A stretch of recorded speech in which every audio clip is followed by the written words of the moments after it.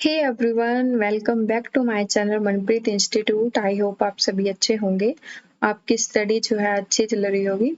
देखिए, आज हमने लूसेंट की अपनी सीरीज शुरू कर रखी है। एंशिएंट हिस्ट्री हमने जो टॉपिक उठाया हुआ है, आज उसमें हम आगे बढ़ते हुए अपनी जो है 14 वीडियो लेकर आए हैं, जिसमें हम टॉपिक डिस्कस करेंगे गुप्त साम्राज्य के बारे में।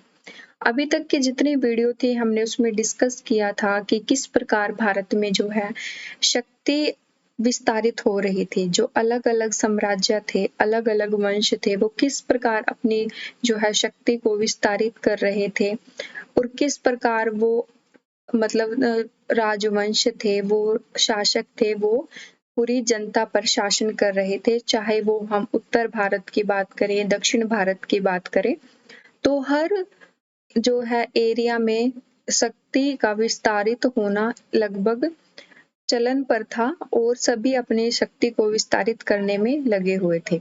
तो आज की ही वीडियो में हम गुप्त साम्राज्य के बारे में डिस्कस करेंगे, जिसमें ये इसमें भी अपनी शक्ति को विस्तारित करने में लगे हुए हैं। और किसने इसकी जो है स्थापना करी थी, कौन इसका संस्थापक रहा था और यह कहाँ कहाँ तक अपनी शक्ति को विस्तारित करता है, हम पर्टिकुलर वीडियो में डिस्कस करेंगे। तो आप एंड तक जरूर बने रहें।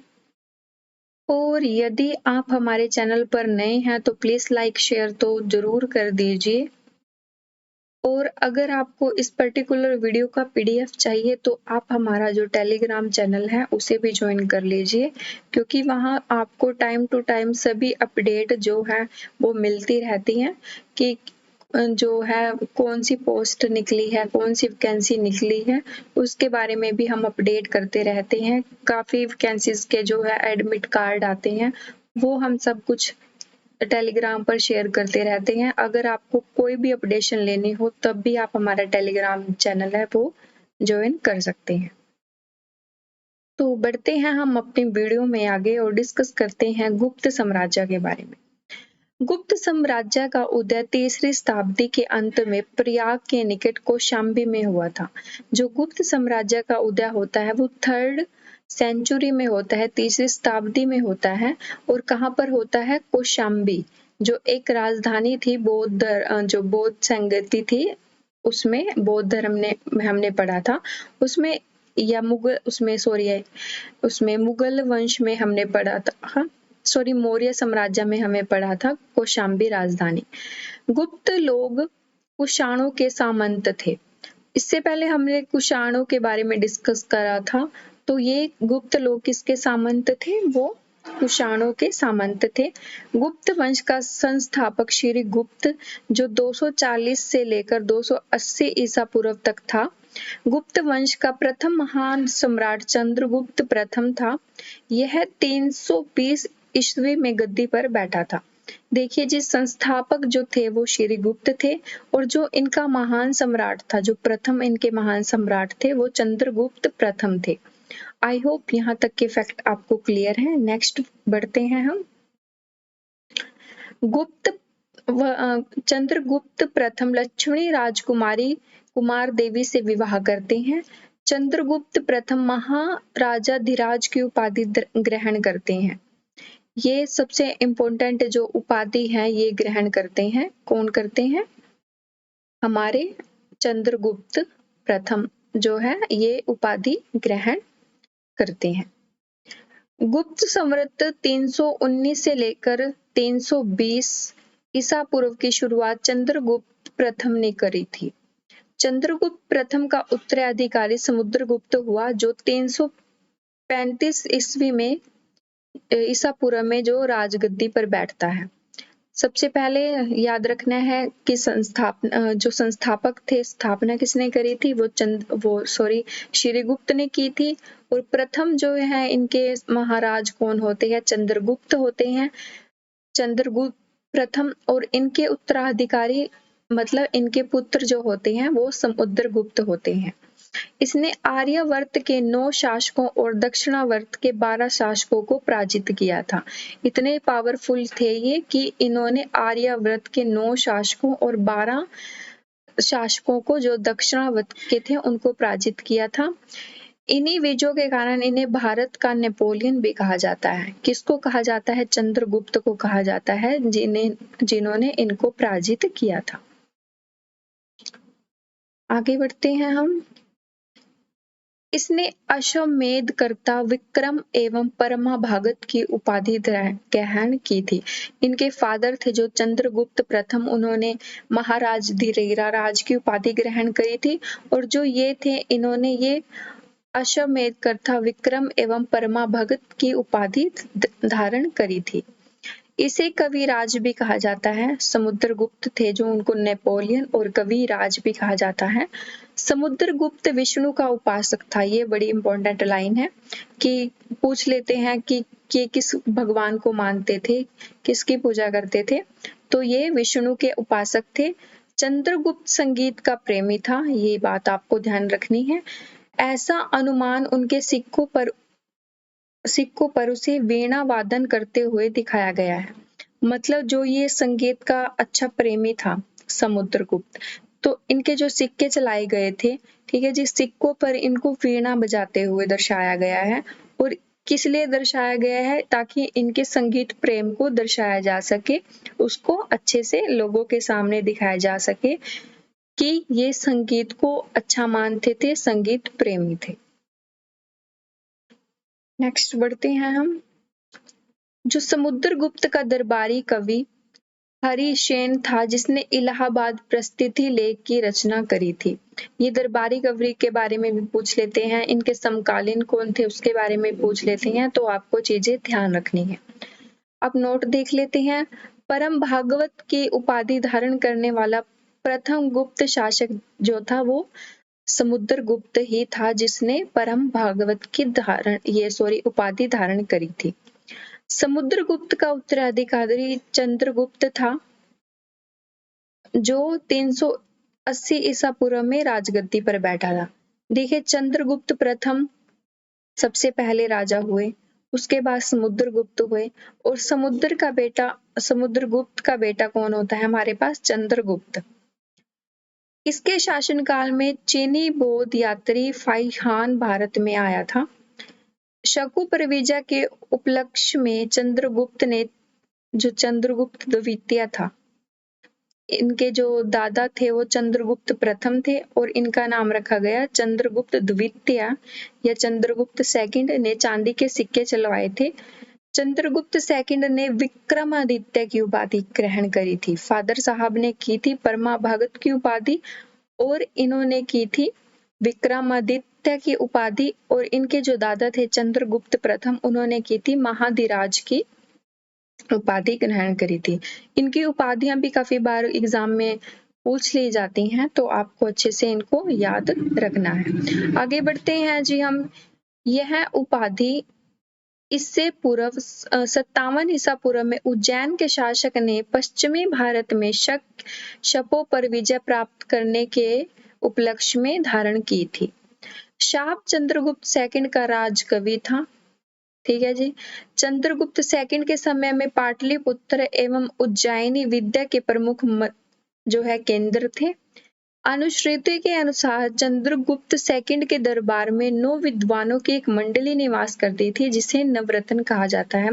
रिसेंटली अभी एग्जाम हुआ था, मेरे ध्यान नहीं है कौन सा एग्जाम हुआ था, लेकिन उसमें ये पूछा गया था कि जो 9 रत्न पाए जाते हैं वो किसके दरबार में पाए जाते हैं, तो आपको अच्छे से याद रखना है, वो चंद्रगुप्त सेकंड के दरबार में पाए जाते हैं थे। मतलब आगे बढ़ते हैं जी हम। जो महाकवि कालिदास इसमें अग्रणी थे, मतलब जो कालिदास थे वो सबसे फेमस थे 9 रत्नों में। चंद्रगुप्त सेकंड का संधि विभाग सचिव वीरसेन शैव में तांबली था। जो इनका सचिव था ना, वो वीरसेन शैव मताली था, जिसने शिव की पूजा के लिए उदयगिरी पहाड़ी पर एक गुफा का निर्माण करवाया था। मतलब जो समुद्रगुप्त थे वो विष्णु के उपासक थे, लेकिन जो इनके कवि थे, इनके सचिव थे चंद्रगुप्त सेकंड के, वो शिव की पूजा के लिए एक गुफा का निर्माण करते हैं। मतलब यहाँ तक ये वंश थोड़ा थोड़ा शिव की भक्ति से प्रभावित होने लग गया था। चंद्रगुप्त सेकंड का उत्तराधिकारी कुमार गुप्त या गोविंद गुप्त हुआ है। नालंदा विश्वविद्यालय की स्थापना कुमार गुप्त ने ही की थी। मोस्ट इम्पोर्टेंट फैक्ट यहाँ से निकल कर आता है, जो नालंदा विश्वविद्यालय था, जो प्राचीन काल में बहुत ज्यादा फेमस जो है यूनिवर्सिटी मानी जाती थी, वो नालंदा यूनिवर्सिटी थी और उसकी स्थापना करने वाले कुमार गुप्त थे, जिनके फादर थे चंद्रगुप्त सेकंड। और ये कौन से काल की बात कर रहे हैं हम? गुप्त साम्राज्य की बात कर रहे हैं।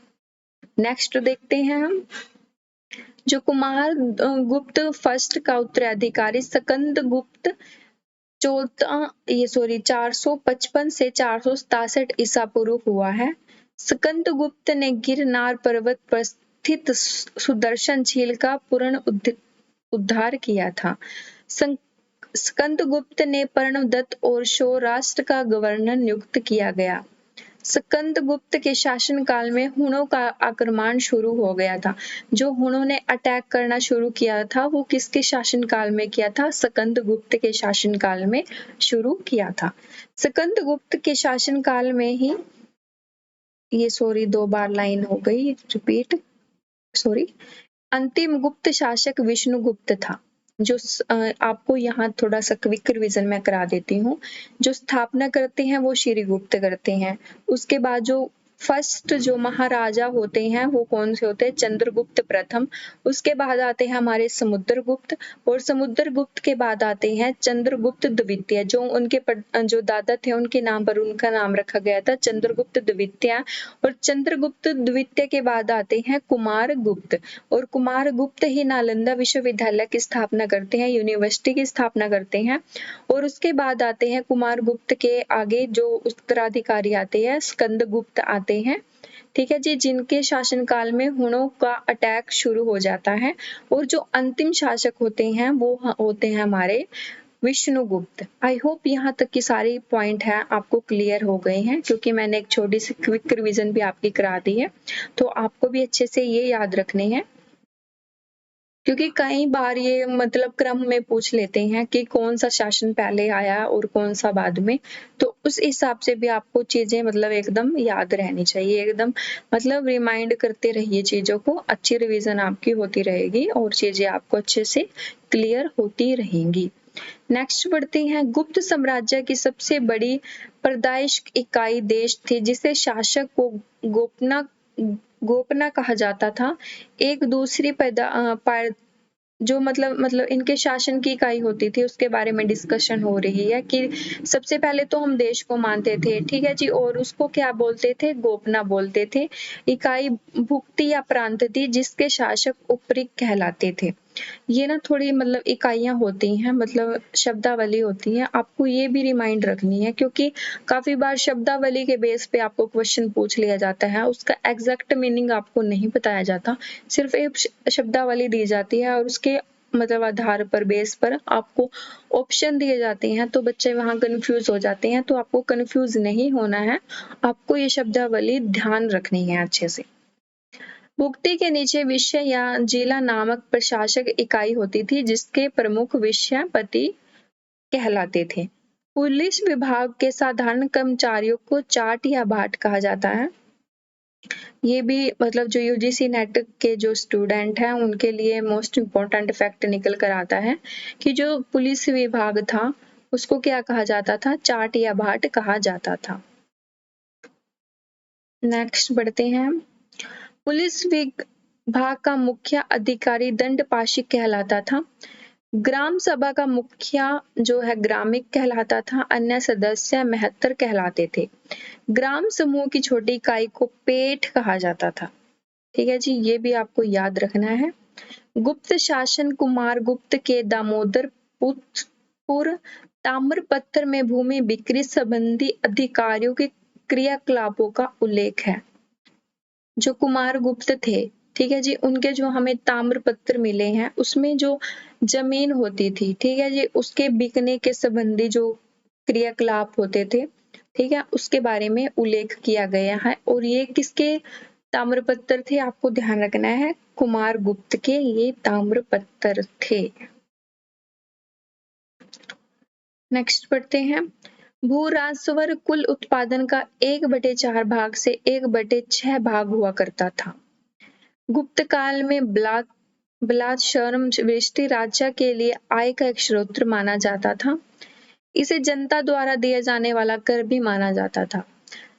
आप ये बात हमेशा से याद अपने माइंड में रखें कि जो कर की व्यवस्था थी, जो टैक्स लिया जाता था, वो प्राचीन काल से ही शुरू हो गया था हमारे पास, क्योंकि इस टाइम जो है वो शासन कर रहे थे, तो उनको अपने जो मतलब राज्य के लिए आर्थिक स्थिति को मजबूत करने के लिए वो लोगों से कलेक्ट करते थे टैक्स।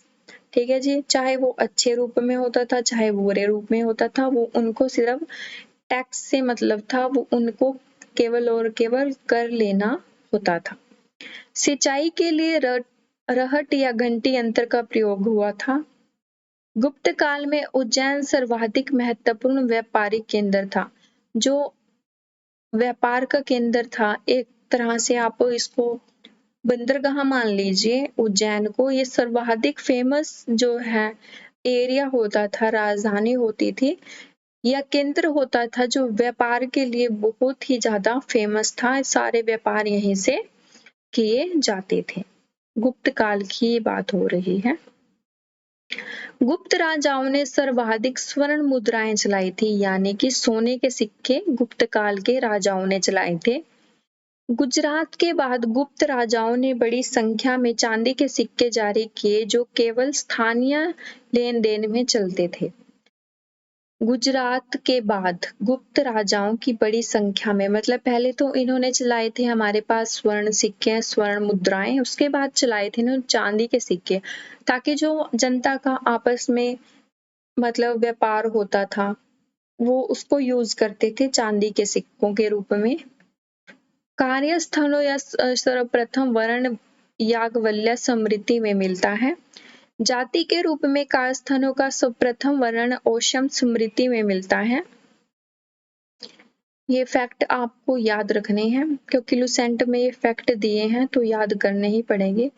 विद्या जंगल में सबर जाति के लोग अपने देवताओं को मनुष्य का मांस चढ़ाते थे। ये थोड़ा फैक्ट आपको ध्यान रखना है कि उस टाइम पर मनुष्य का मांस भी देवताओं को चढ़ाया जाता था। ये सिर्फ अंधविश्वासों की बात थी कि जो है मनुष्यों का मांस भी देवताओं को चढ़ाया जाता था।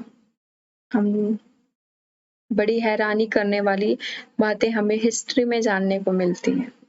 पहली बार किसी के सती होने का प्रमाण 510 ईस्वी में भानुगुप्त के अरहण अभिलेख से मिलता है।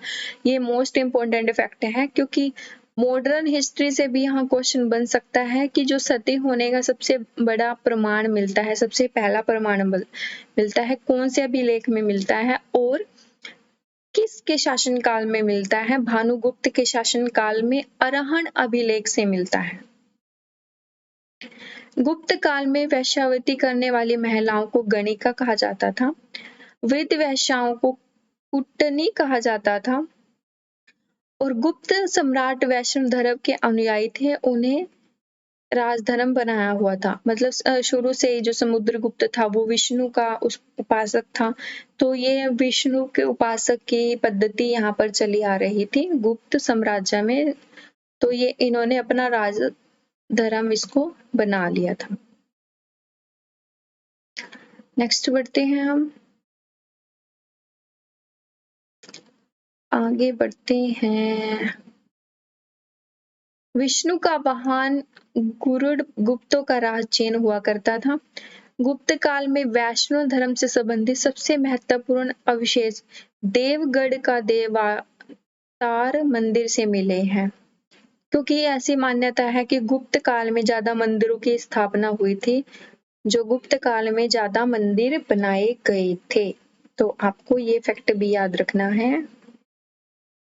यह बेतावा नदी के तट पर स्थित है। अजंता की गुफाओं में बौद्ध धर्म की महायान शाखा से संबंधित है। गुप्त काल में निर्मित अन्य गुफा बाघ की गुफा है, जो विंध्य पर्वत को काटकर बनाई गई है। गुप्त काल में काफी गुफाओं का भी जो है निर्माण कराया गया था, और जो बौद्ध धर्म थे, वैष्णव धर्म थे, शैव धर्म से यानी कि हर धर्म के लिए इन्होंने गुफाओं का निर्माण कराया था। गुप्त काल में विष्णु शर्मा द्वारा लिखित पंचतंत्र को संसार का सर्वाधिक प्रचलित ग्रंथ माना जाता है। सबसे पहले तो बात आती है पंचतंत्र को किसने लिखा? विष्णु शर्मा ने लिखा। कौन से काल में लिखा? गुप्त काल में लिखा। और सबसे फेमस जो ग्रंथ किसका माना जाता है? गुप्त काल का पंचतंत्र पूरे वर्ल्ड में फेमस है। 3-4 फैक्ट आपको एक लाइन से मिल गए हैं, आपको याद रखने हैं। आर्यभट्ट ने आर्यभट्टनम एवं सूर्य सिद्धांत नामक ग्रंथ भी लिखे थे। उसने सूर्य ग्रहण एवं चंद्र ग्रहण के वास्तविक कारण बताए थे। जो आर्यभट्ट थे उन्होंने इनके बारे में क्लैरिफाई किया था। आर्यभट्ट पहला भारतीय नक्षत्र वैज्ञानिक था जिसने घोषणा की थी कि पृथ्वी अपनी धुरी पर घूमती है। ये फैक्ट आपको मोस्ट इम्पोर्टेंट है, याद रखना है। वीराहा मिहिर ने वृत्तांत संहिता, पंच सिद्धांत, बृजवाजक और गु जातक की रचनाएं की थी। नेक्स्ट बढ़ते हैं हम। व्रत संहिता में नक्षत्र विद्या, वनस्पति शास्त्र, प्राकृति, इतिहास, भौतिक, भूगोलों की विषयों पर चर्चा की गई है। ब्रह्मगुप्त इस युग के महान नक्षत्र वैज्ञानिक एवं गणितज्ञ थे। उसने यह घोषणा की थी कि न्यूटन के सिद्धांत की पूर्व कल्पना की गई है। गुप्त काल में पलकाव्य ने पशु चिकित्सा पर हस्तयुर्वेद लिखा था। ये थोड़ी आपको फैक्ट पढ़ लेने हैं। नवीनतम की रचना गुप्त काल में की गई थी। इस पुस्तक नुस्खे, सूत्र और उपचार विधियों की, मतलब इसमें बताया गया था, नुस्खे बताए गए थे, सूत्र बताए गए थे और जो उपचार की विधियां हैं, नियम कायदे उनके बताए गए थे। पुराणों की वर्तमान रूप में रचना गुप्त काल में हुई थी। जो पुराण अच्छी तरह से लिखे गए, उनको अच्छी तरह से क्लैरिफाई किया गया, डिफाइन किया गया, वो कौन से काल में किया गया? गुप्त काल में किया गया। गुप्त काल में चांदी के सिक्कों का रुपया कहा जाता था। याज्ञवल्क्य, नारद, कल्याण एवं बृहस्पति समितियों की रचना गुप्त काल में हुई थी। मंदिर बनाने की कला जो है वो गुप्त काल में ही हुआ था। मतलब मैंने अभी बताया था कि जो सबसे ज्यादा मंदिर कहाँ बने हैं वो गुप्त काल में बने हैं, और इसकी कला का निर्माण कहाँ हुआ था? हमारा गुप्त काल में ही हुआ था। त्रिमूर्ति की अवधारणा का विकास भी गुप्त काल में हुआ था कि किसी मूर्ति की त्रिमूर्ति भी बनाई जा सकती है, एक आगे फेस, एक साइड में फेस। ऐसी मूर्तियों का विकास भी कहाँ हुआ था? गुप्त काल में हुआ था। शूद्र का लिखा नाटक मच्छकमणि या माटी की खिलौना गाड़ी, जिसमें निर्धन ब्राह्मण के साथ वेश्या का प्रेम वर्णित है। ठीक है जी। कालिदास की कृति अभिज्ञान शाकुंतलम राजा दुष्यंत एवं शाकुंतला के प्रेम पर कथा है, जो किसने लिखी है? कालिदास ने लिखी है। द्वितीय भारतीय रचना है जिसका अनुवाद यूरोपीय भाषाओं में हुआ है। प्रथम रचना है भगवत गीता। ठीक है जी, ये भी आपको याद रखना है।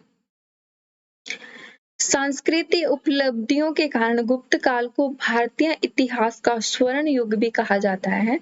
वो क्यों कहा गया है? क्योंकि यहाँ पर एक तो गुप्त काल में इतनी अच्छी नालंदा यूनिवर्सिटी बनी, दूसरा हमारे पास मंदिरों का निर्माण हुआ, तीसरा जितनी भी बौद्ध धर्म की, जैन धर्म की और शैव धर्म की, विष्णु धर्म की जितनी भी गुफाएं बनी वो सारी गुप्त काल में बनी।